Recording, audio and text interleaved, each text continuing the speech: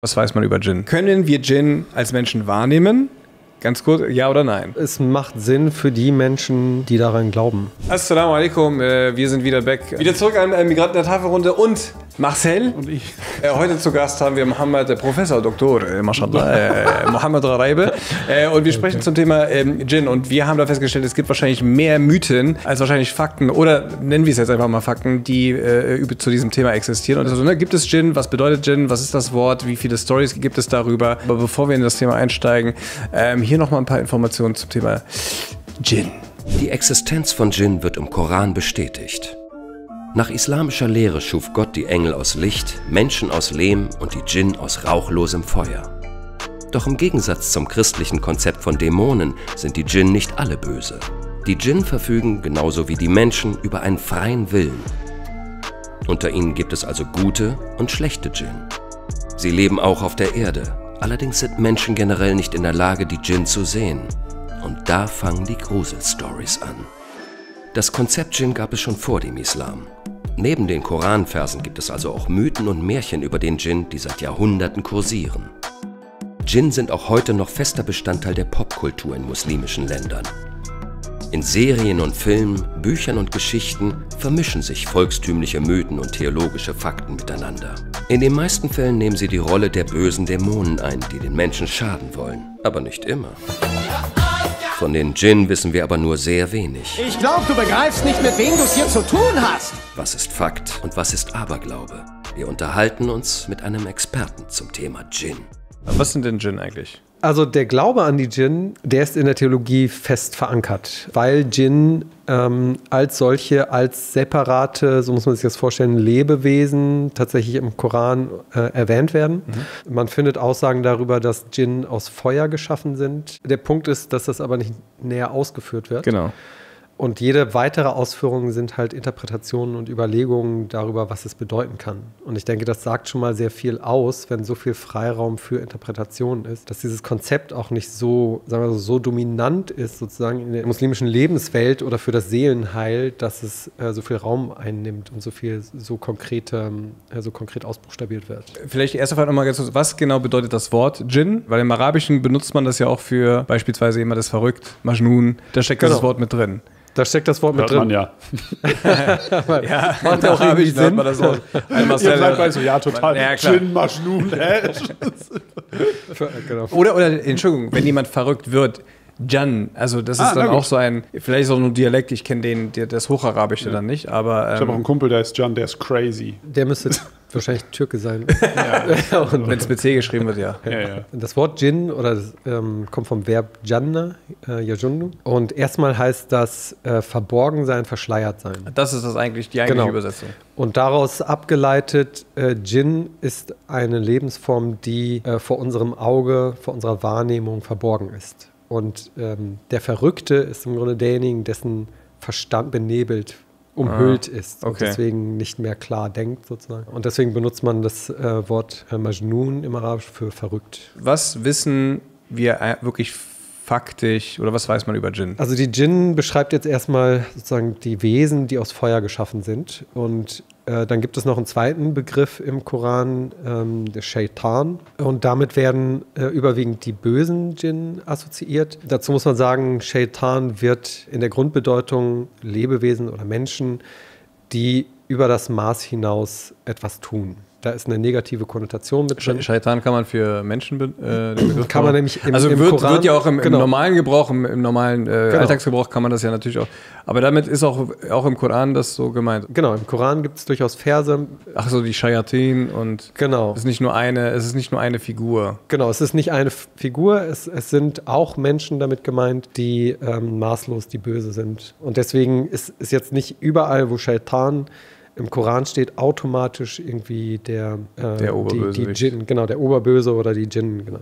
Der Oberböse, wenn du das gerade erwähnst, der hat den Namen Iblis, der damals geschworen hat, die Menschen irre zu leiten, kann dies aber eben nur im begrenzten Rahmen machen. Einflüsterungen. Den Unterschied tatsächlich habe habe ich nie drüber nachgedacht, dass Iblis einer von den Shayatin Genau, ist. Iblis ist also einer von den Shayatin oder von den Djinn, wobei das theologisch auch nicht ganz eindeutig ist, ob Iblis wirklich ein Djinn ist oder doch ein Engel, der böse geworden ist. Da gibt es verschiedene Überlieferungen. Weil dieses Konzept vom gefallenen Engel existiert eigentlich aus muslimischer Sicht nicht. Habe ich aber in meiner Kindheit dachte ich das auch. Von Djinn habe ich eher weniger gehört. Aber ich dachte, ja klar, der Teufel, das war früher so ein gefallener Engel. Der war auch gut, ist aber so. Also dieses ganze Thema um die Djinn, auch um die Schöpfungsgeschichte, die wird im Koran nicht so detailliert ausgeführt, als dass man da wirklich eindeutige Aussagen treffen kann. Und was Gelehrte gemacht haben, war eben aus ihrem Zeitgeist heraus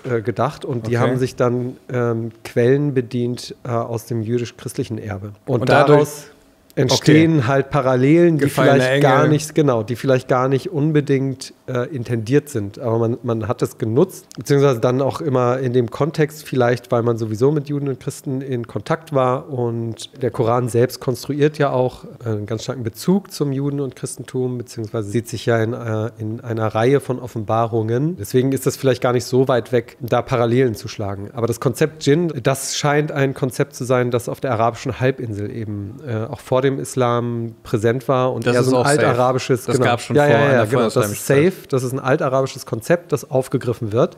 Und deswegen ist es vielleicht gar nicht so günstig, da jetzt aus dem Juden- und Christentum zu übernehmen, weil das vielleicht doch etwas sozusagen in eine andere Richtung lenkt, als das ursprünglich war. Und der Kontext, das ist auch ganz spannend, im Koran ist im Grunde überall da, wo Djinn auftauchen. Da geht es immer darum, die Allmacht Gottes nochmal zu bestätigen und die Prophetie Muhammad zu bekräftigen. Also es ist immer der Kontext Glaube, Allmacht, Prophetie beziehungsweise Botschaft Gottes und nicht so sehr, kann der Djinn Menschen einnehmen, kann er irgendwie Dinge durch die Gegend schmeißen. Das, was man jetzt weiß, es gibt Djinnwesen, Muslime glauben an Djinn, es ist Teil des Glaubens, es gibt Djinn, es gibt Engel, es gibt die Menschen.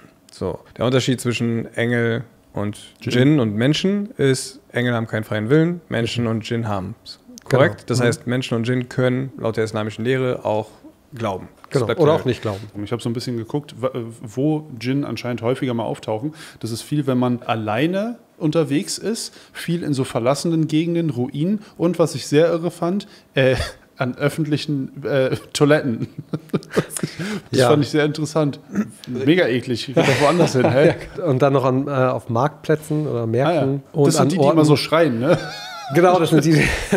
Also es gibt da diese allgemeinen Aussagen, dass die Djinn im Grunde auf der Welt leben unter uns wie wir, also auf der Straße rumlaufen. Manche sollen auch fliegen können, manche existieren in Gestalt von Tieren. Das sind Infos, die weiß man. Genau, da gibt es zumindest prophetische Überlieferungen. Zum Beispiel, dass es Djinn in 3 verschiedenen Formen gäbe, welche die fliegen können, welche die erscheinen in Tierform und welche die ähnlich wie Menschen sind. Was nicht heißt, dass man die in dieser Form auch sieht. So. Also das hat er zum Beispiel nicht gesagt. Genau. Okay. Also er hat nicht gesagt, okay, in diesen 3 Formen sieht man sie oder sieht man sie nicht. Und grundsätzlich sieht man sie aber nicht. Ist nicht ableitbar aus dem Gesagten. Genau, das wäre jetzt so eine Ableitung zu sagen, ja, man sieht sie dann in der Form des Menschen oder so. Und das ist aber fraglich, ob das wirklich so ist. Sie können auch in Form von, also ähnlicher oder in einer ähnlichen Form wie Menschen auch unsichtbar vor uns sein. Ich muss die ganze Zeit wirklich nochmal an den Genie denken, weil ich finde, dann hat Disney das wirklich hervorragend gemacht, weil der Genie konnte sich in Tiere verwandeln, in alle möglichen Formen. Der konnte fliegen, der konnte sich unsichtbar machen. Als ob die Recherchearbeit gemacht haben. Haben die mit dir vorher geredet? Die haben vor den Koran gelesen, bevor Disney da losgeschrieben hat. Alle konvertiert am Set. Ja.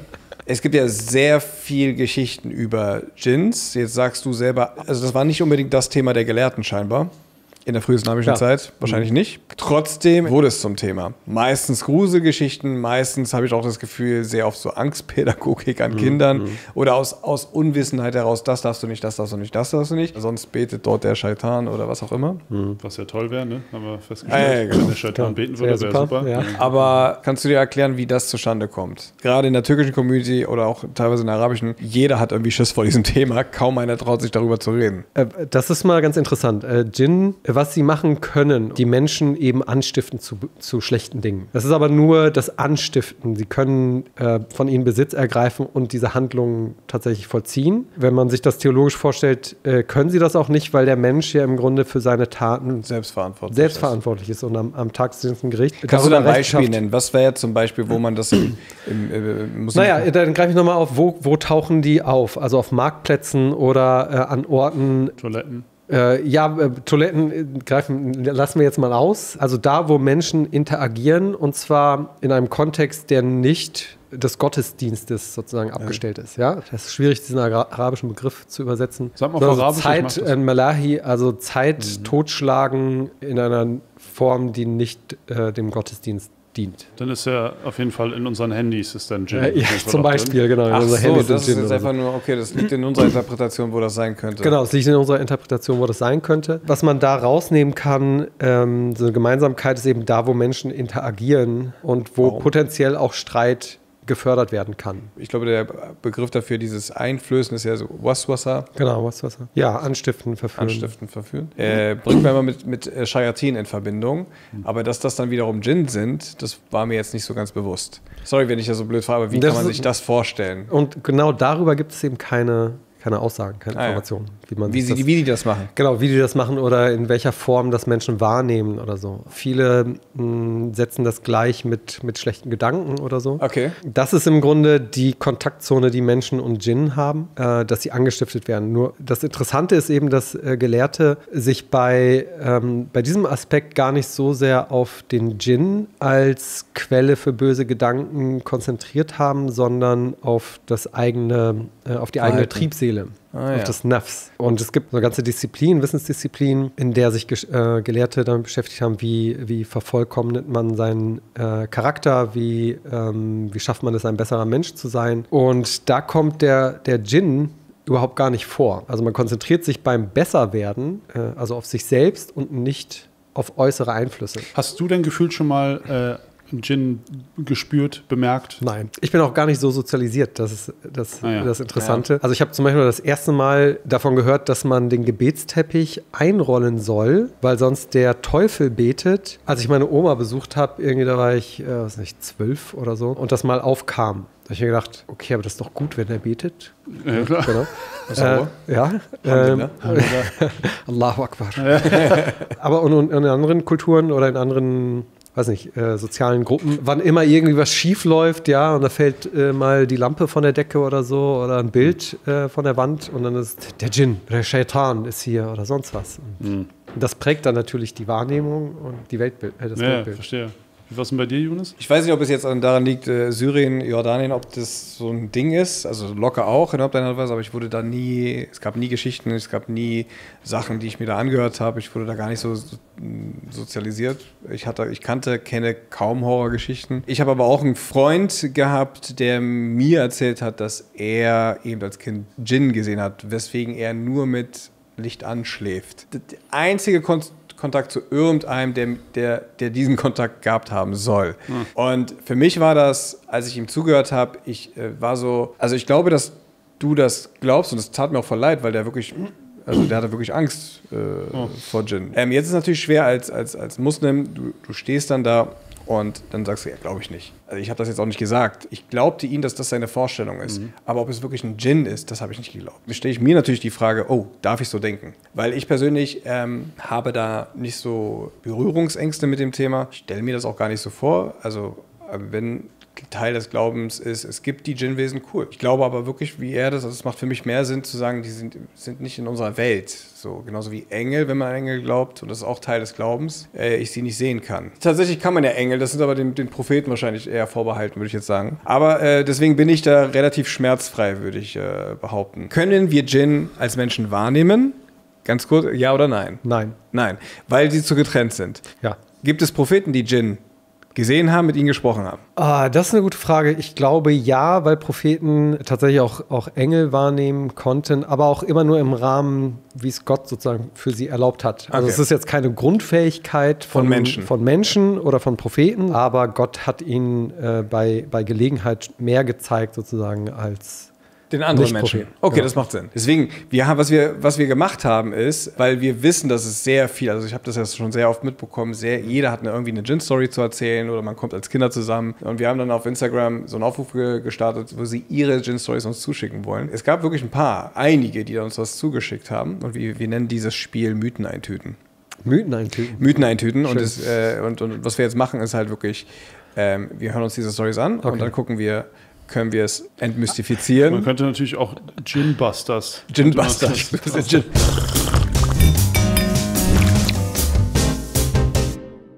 Als sehr junge Person hat meine Mama mir immer verboten, brühend heißes Wasser in die Spüle einfach abzukippen. Und sie hatte mir dann halt eine Story erzählt, dass eines Tages eine Frau einfach brühend heißes Wasser ohne Bismillah zu sagen oder mit kaltem Wasser nachzuspülen, in die Spüle reingegossen hat und daraufhin erschien ein Djinn und hat ihr eine Ohrfeige verpasst, worauf sie seitdem halb gelähmtes Gesicht hat. Das hat mir damals so einen Schrecken eingejagt, dass ich dann nur noch immer Bismillah gesagt habe, wenn ich heißes Wasser abgekippt habe und mit kaltem Wasser nachgespült habe. Diese Art von oder von Begründungsstrategie für Verhalten eingeführt worden und war das in der Zeit, wo eben heißes Wasser nicht mal aus dem Wasserhahn kommt. Kochend heißes Wasser.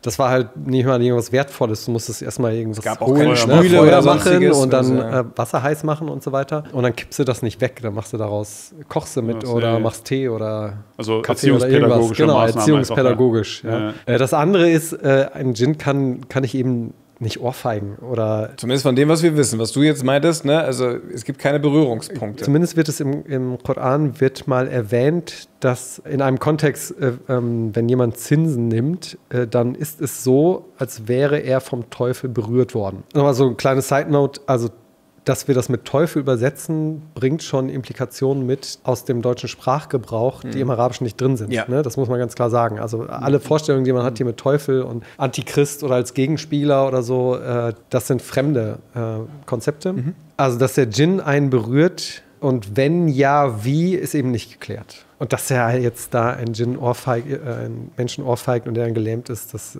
Also ich meine, wenn jemand kommt zu dir und erklärt dir das genauso, was machst du dann? Also die Menschen, die glauben daran und das Konzept Djinn jetzt bei Muslimen, das kann ja auch was anderes sein in anderen Kulturen, sollte man vielleicht schon ernst nehmen, zumindest, weil es für den Menschen, der dir das erzählt, ja existiert. Und dann kann man das nicht einfach so abtun, man muss den Menschen dann irgendwie schon ernst nehmen.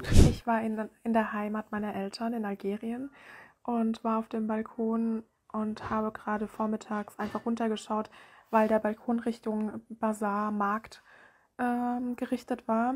Und mir ist eine Frau aufgefallen, die schwarz verhüllt war, verkleidet war, aber ohne Niqab, also ihr Gesicht war zu sehen, aber ein weite Badaya, Jalaba und ein schwarzes Kopftuch.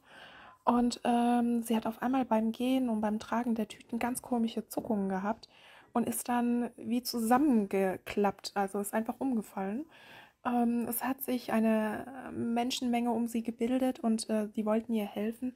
Und auf einmal hat einer Astaghfirullah, Astaghfirullah, Bismillah, Bismillah gerufen und hat alle so zurückgehalten und meinte, sie ist besessen. Vielleicht ein ganz kurzer Kommentar dazu, also weil ich das sehr oft auch im nordafrikanischen Kontext höre. Also, bei sowas, wenn ich das höre, frage ich mich, wäre das in Deutschland passiert? Ohne den sozialen Kontext, ja, also ohne die Sozialisierung mit Djinn, hätte sie genauso drauf reagiert. Das war auch gerade so der erste Gedanke, den ich hatte. Es ist offensichtlich kein Zufall, dass in bestimmten Regionen Djinn-Sichtungen viel öfter vorkommen als, ich sag mal, in Europa, wo man von dieser Entzauberung der Welt spricht, wo alles mit naturwissenschaftlich irgendwie erklärt werden, rationalisiert werden soll. Vielleicht ist das ein epileptischer Anfall und die erklären sich das aber so. Also wenn sie im Krankenhaus diesen Fall hätte, dann hätte sie wahrscheinlich, das wäre nicht das Argument gewesen. Und das wäre jetzt nicht die Diagnose gewesen, die sie gestellt hätte wahrscheinlich. Das ist total interessant, weil ich habe sowas auch schon gesehen auf offener Straße. Ich habe auf der anderen Straßenseite, habe ich geguckt, da waren irgendwie 2, 3 Leute unterwegs und halt so ein Mädchen, eine Frau in meinem Alter und dann fing sie auf einmal so so und legte sich auf den Boden und fing an so zu zittern. Und ich dachte direkt, oh, epileptischer Anfall.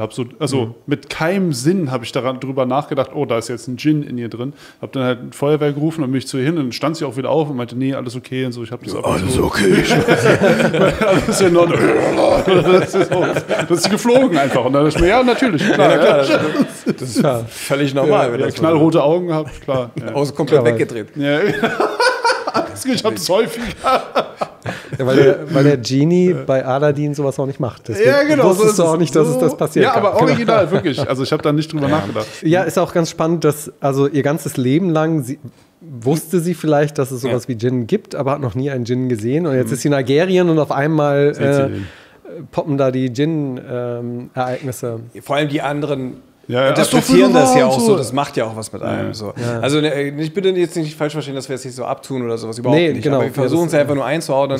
Für mich wäre es das. Aber ich an ihrer Stelle, in dem Kontext, wäre ich locker noch, weiß ich nicht, 20, 25, whatever, hätte ich vielleicht auch das dann, es hätte auch was mit mir getan oder gesagt, oh, okay, vielleicht ist ja doch was dran.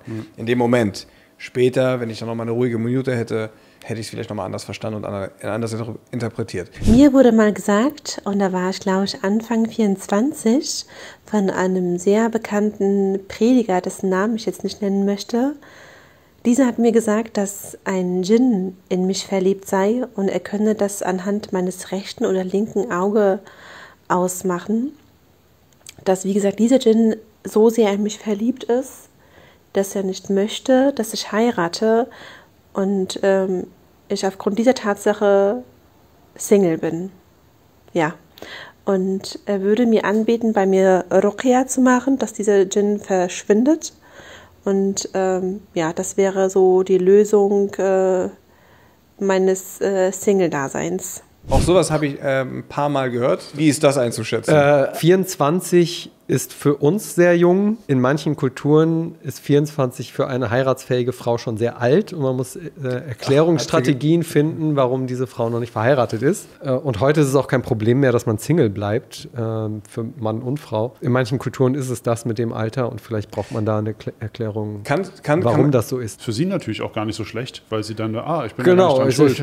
Es kann natürlich auf einer Seite kann es toll sein, weil man It's dann not me. Ja, genau. Es sind immer die andere. Ja, genau. So. Kann man sagen, woher die meisten solche Stories, also aus welchem Raum die meistens erstammen? Also schwierig da natürlich da was zu generalisieren, aber ich glaube so Türkei, Nordafrika und Indonesien mehren sich irgendwie. Kannst du das irgendwie in einem...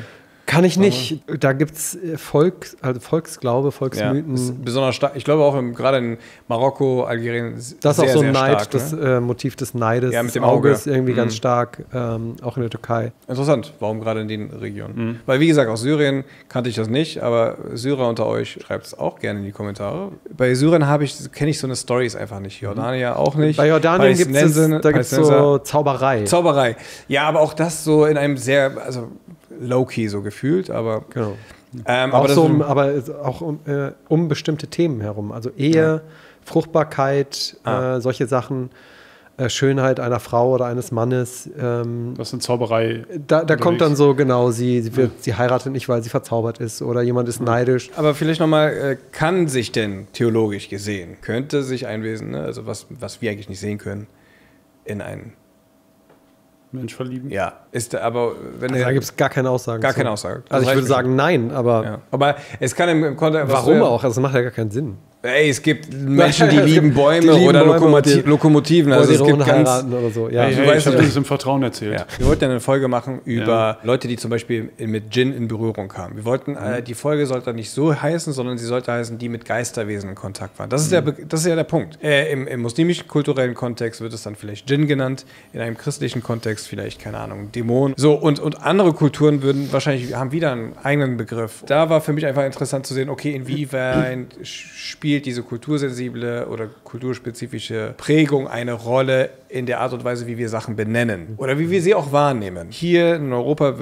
sprach man vielleicht von Dämonen, ja, ist nicht dasselbe, aber hätte man da wahrscheinlich, ihnen ist ein Dämon eingefahren, so, keine Ahnung. Und inwieweit wäre das aus einer muslimischen Perspektive, die jetzt beispielsweise an Djinn glauben, ist das realistisch für sie, wenn man das denen so erzählt? Kann sein, weiß ich nicht, aber sie nennen es halt anders. Ich würde mal sagen, es gibt keine muslimische Perspektive. Du implizierst damit, dass Muslime da ihr Weltbild ausschließlich vielleicht aus den Quellen oder aus der Religion ziehen und die kann man dann als separat irgendwie ausmachen zu anderen europäischen oder was auch immer für Konzepte. De facto leben ja aber Muslime in Gesellschaften, also sind eigentlich Menschen in geografischen, kulturellen Räumen mit muslimischem Glauben und der orientiert sich an anderen Weltanschauungen in diesem Kulturraum oder in diesem geografischen Raum. In den theologischen Quellen ist gar nicht, also im Koran und der prophetischen Tradition, gar nicht so viele Informationen es gibt, ist im Grunde all das, was diese Geschichten, die wir jetzt gehört haben, auch und andere Erzählungen, scheinen mir eher aus einem bestimmten kulturellen Setting entstanden zu sein, die bestimmte sozusagen Phänomene damit erklären wollen. Ja. Und da mehrere. Voll. Und deswegen erübrigt sich, glaube ich, so ein bisschen deine Frage. Also da, wo es das nicht gibt, sieht man auch keine Djinn. Ja, da, wo man daran glaubt, dass alles rational... Man benennt sie so nicht. Genau, oder da, wo alles rational erklärt werden muss, wo die Naturwissenschaft irgendwie über der Theologie oder der Religion steht, da gibt es eben keine Djinn oder Dämonen oder Teufelsaustreibungen, sondern da gibt es Krankheit, Medizin und da, wo es das nicht gibt oder sich vermischt irgendwie, das gibt es dann andere Phänomene. Wir hatten jetzt sehr viele Djinn-Stories gehört, wir haben sehr viel darüber gesprochen, ob das nicht wahrscheinlich eigentlich mit der Wissenschaft, dem Wissen, das wir heute haben, besser eingeordnet werden kann, beispielsweise epileptischer Anfall, vielleicht Traumata, das da in Form von Djinn oder was auch immer, Angst, whatever. Aber um da auch nochmal ein bisschen einen anderen Gedanken mit reinzubringen, wo liegen die Grenzen zwischen Glaube und das, was wir an Wissenschaft halt haben? Oder anders ausgedrückt, ich glaube, Menschen auch aus der heutigen wissenschaftlichen Perspektive, wo wir ja sehr davon ausgehen, wir sind schon mit sehr viel Wissen gesegnet und wir haben schon sehr viel entdeckt, glaubt man an Alien wahrscheinlich eher als die Vorstellung an Djinn, Dämonen oder was auch immer. Macht das Sinn? Naja, es macht Sinn für die Menschen, die daran glauben. Also Sinn ist ja, glaube ich, eher so ein relatives Konzept. Für den einen macht das eine Sinn, für den anderen das andere und rein rational kann man sicher die Welt, ich bin ja kein Wissenschaftler, also kein Naturwissenschaftler, glaube aber trotzdem so viel sagen zu können, es gibt auch durchaus unerklärliche Phänomene auf Erde und Universum. Genau. Und die man sich dann wahrscheinlich auch heute noch wahrscheinlich erstmal... Mir fällt so ein, das Bermuda-Dreieck war so lange Zeit irgendwie so ein Mysterium, ja, und wie erklärt man sich das? Und manche haben gesagt, da wohnen die Djinn, das ist so deren... Ach, das gab's auch. Das gab's auch, okay, ja, Hauptbasis der Djinn sozusagen. Das ist, glaube ich, ganz schön da. Bestimmt, wenn da Djinn leben, ist da vielleicht viel Party oder so. Und es werden Wünsche erfüllt, noch und nöcher. Genau, und dann ist halt, also für manche ist dann die Alien-Sichtung viel wahrscheinlicher als irgendwie so ein Geist. Oder die Existenz von Aliens, weil man sich das wahrscheinlich so ein bisschen mathematisch ausrechnet. Es gibt Milliarden und Abermilliarden und Billiarden und Trilliarden von Galaxien. Und ja, ich weiß gar nicht, ob sich die Alien-Anhänger wirklich von dieser Logik leiten lassen. Okay, genau. Verstehe. Oder ob das nicht einfach, so für mich existieren die Alien so und für den anderen existieren die Naturkräfte über Steine und Elemente oder Energieflüsse oder so und für manche sind es halt Djinn. Also was sagt das schon aus, tatsächlich? Außer, dass es gerade mal in einer bestimmten Situation für einen Menschen besonders Sinn macht, etwas jetzt damit zu erklären, um anderen Angst einzujagen oder zu erziehen oder sonst irgendwas. Ne? Was haben wir jetzt von dieser Information? Letztlich eigentlich nur, woran jeder glaubt, das existiert so gewissermaßen auch für ihn. Genau. Ja, was haben Leute, die an Aliens glauben, von einem Lichtschweif oder ein vorbeifliegendes UFO? Wissenschaftler also wahrscheinlich mehr als ne? Leute, die einfach nur daran glauben wollen. Genau. Dann, aber für viele erklärt das, es gehört zum Weltbild, es gehört dann wahrscheinlich auch dazu, ich fühle mich sicher oder nicht unsicher oder ich kann mir Dinge einfach besser erklären. Das wahrscheinlich in den Kategorien denken die. Klar, und vielleicht auch also in Abhängigkeit zu anderen Menschen, Machtverhältnisse oder Hierarchien klarzustellen, man hat halt immer eine Antwort auf irgendwas, so unerklärlich das auch sein mag, und muss es dann den anderen erklären. Okay. Das gibt ja auch so ein bisschen... Also du hast keine Angst, nachts das Licht auszumachen? Ich habe keine Angst. Hast du jemals irgendwas gesehen? Gesehen nicht. eingebildet vielleicht. Aber. Okay, wir haben uns jetzt einige Sachen darüber angehört. Was haben wir an Wissen über Djinn, die relativ sehr gering sind oder ist nicht viel? Es scheint auch nicht etwas zu sein, was in der früheslamischen Zeit wirklich in der Theologie einen besonderen Schwerpunkt hatte. Trotzdem gibt es sehr viel Hörensagen, es gibt sehr viel Mythen, es gibt sehr viel Volksislam zu diesem Thema. Stellt sich mir die Frage, was für eine Funktion haben denn eigentlich Djinn? Also für Gesellschaften. Djinn haben erstmal in der Theologie gar keine Funktion. Dann, außer, dass sie existieren und die Allmacht Gottes wahrscheinlich nochmal unterstreichen. Genau, aber ansonsten haben die überhaupt gar keine Relevanz, weder also im Allgemeinen in der Theologie noch, wenn man jetzt auf das Seelenheil oder Unheil des Menschen abzielt, überhaupt gar keine Rolle. Man hat das eigene Schicksal selbst in der Hand und damit, das sind die Karten, die man hat und die muss man spielen. Und da haben externe Einflüsse eigentlich keine Rolle. Je nach Gesellschaft sind sie, glaube ich, Begründungsstrategien. Unerklärliches oder Kontingenzerfahrungen, also Erfahrungen von Ereignissen, die unerwartet kommen oder die passieren, wie man sie nicht erwartet hat. Ja, man erhofft sich irgendwie Erfolg im Beruf und es trifft nicht ein. Oder man heiratet und möchte irgendwie 50 Kinder und man merkt, man ist unfruchtbar und dann... Djinn. Ja, Djinn, genau. Oder man sieht als Kind, wenn das Licht aus ist, einen Dämon. Djinn. Wir können stundenlang so weitermachen. Anstatt einen Schatten oder irgendwas, ja. Also es sind Begründungsstrategien. Man sieht keinen Djinn, aber einen Dämon halt. Das ist so. Kein Djinn, aber ein Dämon. Ja, spannende Sachen. Ich habe, glaube ich, Begründungsstrategien in der Gesellschaft. Das macht für mich Sinn.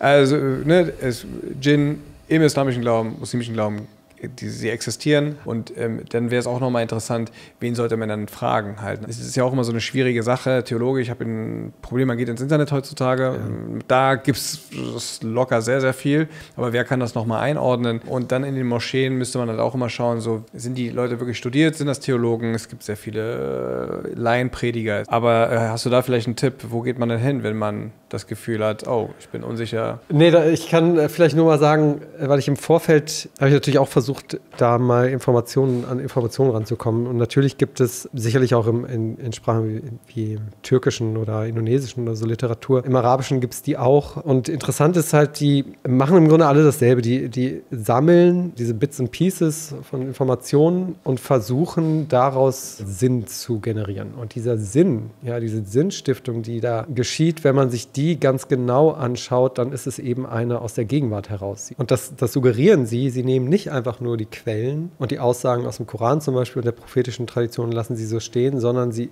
ordnen sie eben in einer bestimmten Reihenfolge an, geben dem Ganzen noch eine Überschrift wie irgendwie der Kampf zwischen Menschen und Djinn und implizieren da nochmal viel mehr, als da eigentlich drin ist. Ja, natürlich, also es gibt da den Vers oder die Information im Koran, dass Iblis sollte sich vor Adam niederwerfen und hat sich geweigert aus Arroganz, hat dann geschworen, den Menschen irre zu führen. Ja, das gibt es. Aber zu so einem Konflikt, also allein schon diese Terminologie zu benutzen, ja, Krieg oder Konflikt oder die Armeen der Djinn gegen die Armeen der Menschen oder so, ja, das ist so eine Ausmalerei, eine Interpretation, die also ganz klar aus der Modernen stammt. Deswegen, also wenn man sich schlau macht, mit einem ganz kritischen Auge eben hinterfragen, was ist jetzt da wirklich ausgesagt, also was gibt der Wortlaut dieser Aussage tatsächlich her. Dafür wäre es halt gut, wenn man Arabisch kann, das in der Übersetzung immer wieder auch Interpretationen sind und hinterfragen, was ist jetzt auch der Anteil des Autors, der da